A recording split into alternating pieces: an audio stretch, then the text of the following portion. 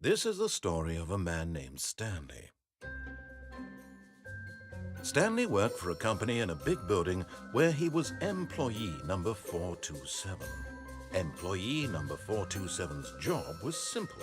He sat at his desk in room 427 and he pushed buttons on a keyboard. Orders came to him through a monitor on his desk, telling him what buttons to push, how long to push them, and in what order. This is what employee 427 did every day of every month of every year. And although others might have considered it soul-rending, Stanley relished every moment that the orders came in, as though he had been made exactly for this job. And Stanley was happy. And then one day, something very peculiar happened. Something that would forever change Stanley. Something he would never quite forget.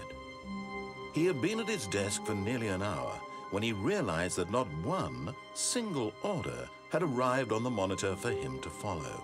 No one had showed up to give him instructions, call a meeting, or even say hi. Never in all his years at the company had this happened, this complete isolation. Something was very clearly wrong. Shocked, frozen solid, Stanley found himself unable to move for the longest time. But as he came to his wits and regained his senses, he got up from his desk and stepped out of his office. Stanley knew the office layout like the back of his hand. It was only a matter of time before he found the others, wherever they were. Just a matter of time. When Stanley came to a set of 2 open doors, he entered the door on his left.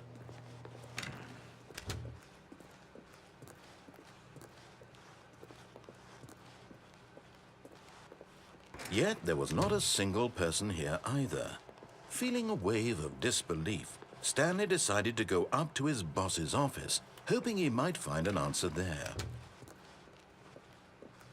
Coming to a staircase, Stanley walked upstairs to his boss's office.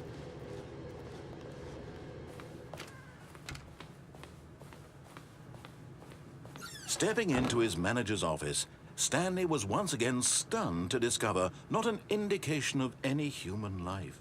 What could it mean? Stanley wondered aloud to nobody. He began wildly tearing through papers on the boss's desk, pulling books off the shelf, looking behind paintings, desperate for clues to his situation. But his attention was caught by a keypad behind the boss's desk. What could its purpose be? In fact, this keypad guarded the terrible secret that lay buried below his feet. And so the boss had assigned it an extra secret PIN number, 2845. But of course, Stanley couldn't possibly have known this. Yet incredibly, by simply pushing random buttons on the keypad, Stanley happened to input the correct code by sheer luck. Amazing. He stepped into the newly opened passageway.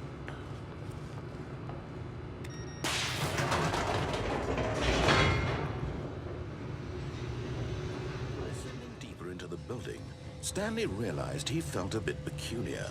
It was a stirring of emotion in his chest, as though he felt more free to think for himself, to question the nature of his job. Why did he feel this now, when for years it had never occurred to him? This question would not go unanswered for long. Stanley walked straight ahead through the large door that read Mind Control Facility.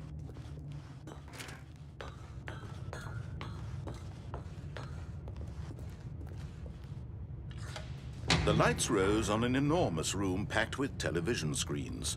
What horrible secret did this place hold? Stanley thought to himself. Did he have the strength to find out?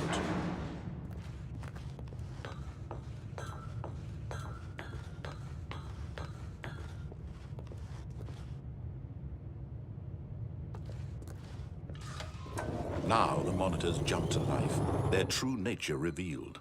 Each bore the number of an employee in the building, Stanley's co-workers.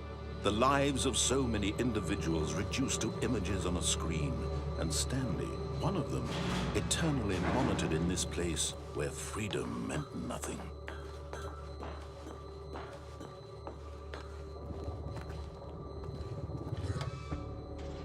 This mind control facility, it was too horrible to believe. It couldn't be true. Had Stanley really been under someone's control all this time?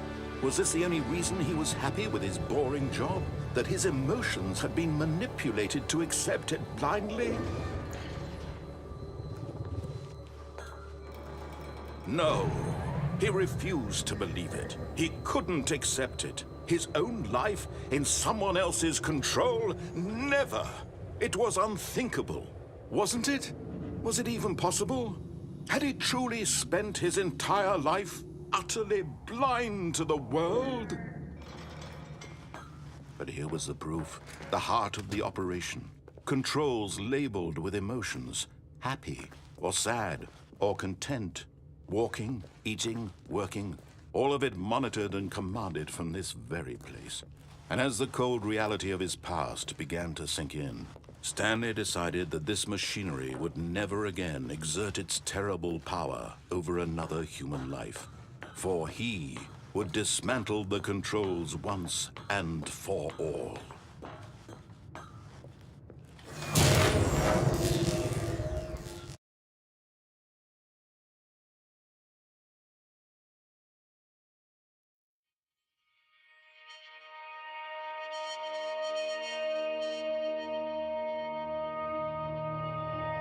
Blackness and a rising chill of uncertainty. Was it over?